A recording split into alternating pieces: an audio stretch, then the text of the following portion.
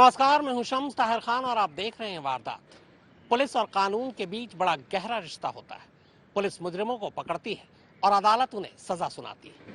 अब जब दोनों के बीच इतना गहरा रिश्ता हो, तो फिर क्या ये मुमकिन है कि एक राज्य का डीजीपी अपने ही राज्य के चीफ जस्टिस को न जानता हो, उनकी आवाज न पहचानता हो, उनका सरकारी मोबाइल नंबर उन्हें न मालूम हो? एक दागी एसएसपी को क्लीन चिट दिए जाने के बाद अब बिहार के डीजीपी को लेकर तमाम तरह के सवाल उठ रहे हैं। लोग ये मानने को तैयार ही नहीं है कि चीफ जस्टिस के नाम पर डीजीपी को कोई यूं ही झांसा दे सकता है।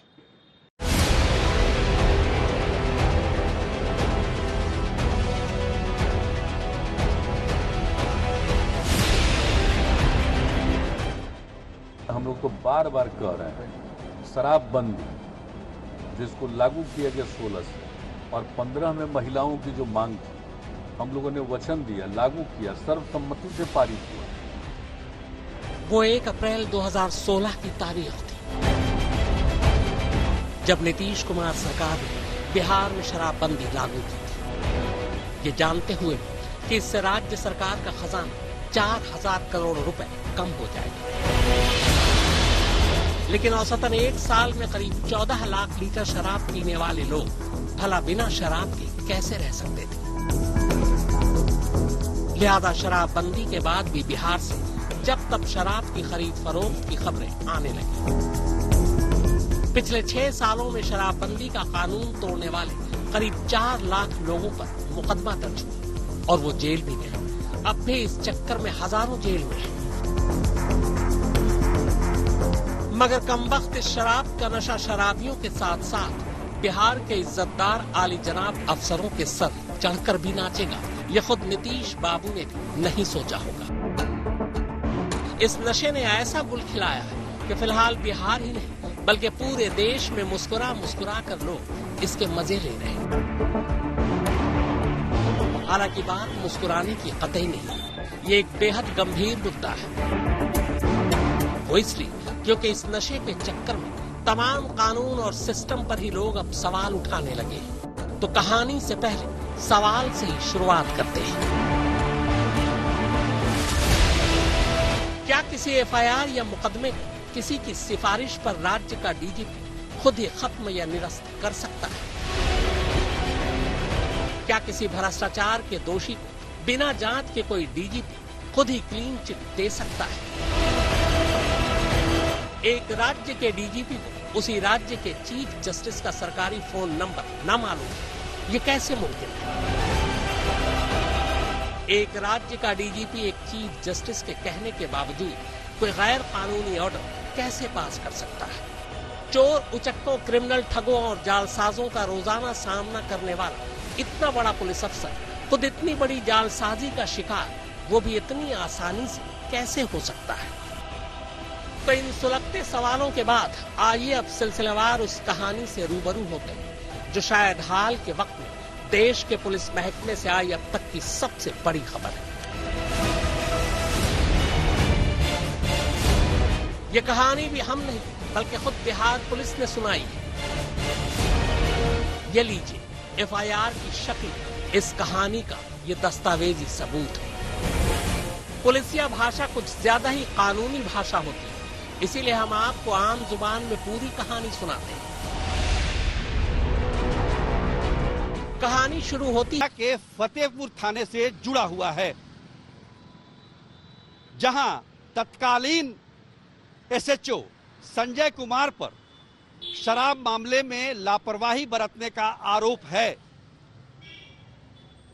गया के तत्कालीन आईजी एसएचओ पर कार्रवाई चाहते थे, जबकि गया के तत्कालीन एसएसपी आदित्य कुमार एसएचओ को बचाना चाहते थे और इसी प्रकरण में आदित्य कुमार पर और एसएचओ संजय कुमार पर एफआईआर भी दर्ज होता है।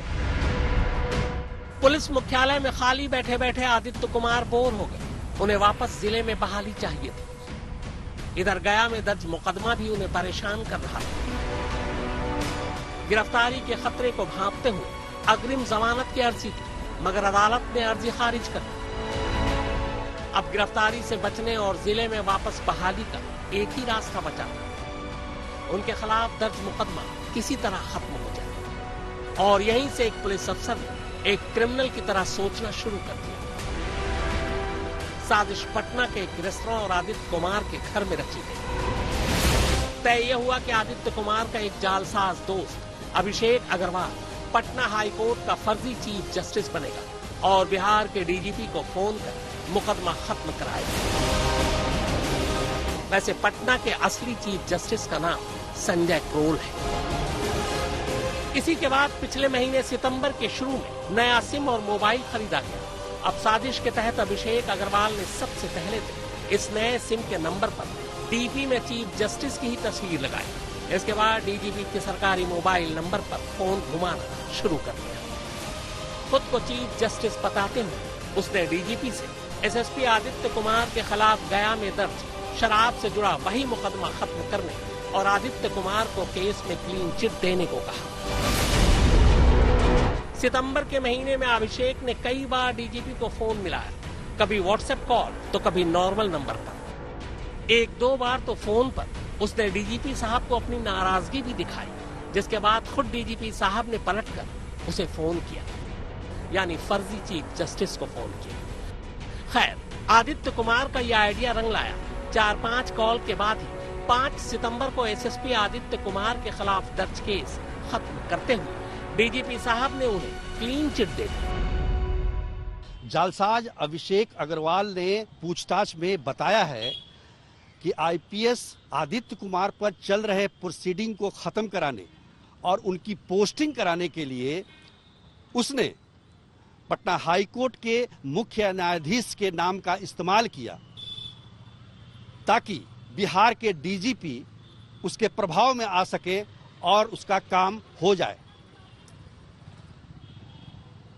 अभिषेक अग्रवाल ने पूछताछ में यह भी बताया कि डीजीपी साहब उसे सर कहकर संबोधित किया करते थे और कई बार उसके नाराज हो जाने पर उसको फोन करने के लिए समय मांगा करते थे व्हाट्सएप करके। आदित्य कुमार आईपीएस के खिलाफ जो क्रिमिनल केस चल रहा था उसको उन्होंने रफा दफा यदि कर दिया है तो ये बहुत गैर कानूनी है और डीजीपी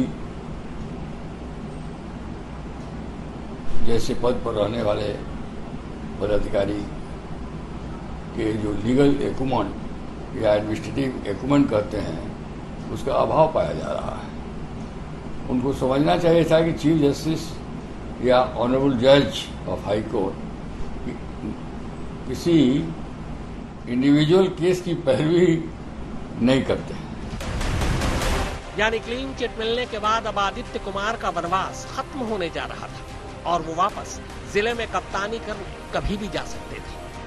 मगर तभी कहानी में एक नई ट्विस्ट आ गई। एसएसपी आदित्य कुमार को क्लीन चिट देने के 40 दिन बाद 15 अक्टूबर को बिहार के डीजीपी साहब को पता चलता है कि चीफ जस्टिस के नाम पर किसी ने उन्हें मामू बना दिया है। इसी के बाद 15 अक्टूबर को इस मामले में डीजीपी की शिकायत पर राज्य की आर्थिक अपराध इकाई एफआईआर दर्ज करती है। इसके बाद जांच शुरू होती और फिर आदित्य कुमार और अभिषेक अग्रवाल की सारी जालसाजी सामने आ जाती है। अब शर्मिंदगी के बीच बिहार पुलिस को आदित्य कुमार के खिलाफ खत्म मुकदमा तो वापस बहाल करना ही पड़ता है, साथ ही जालसाजी का नया मुकदमा भी दर्ज करना पड़ता है। इतना ही नहीं, उन्हें निलंबित भी करना पड़ता है। लेकिन तब तक एसएसपी साहब तो फुर हो चुके। पर यहाँ सवाल यह है कि आखिर डीजीपी एसके सिंघल साहब को यह समझने में 40 दिन कैसे लग गए कि उन्हें चीफ जस्टिस के नाम पर ठगा गया।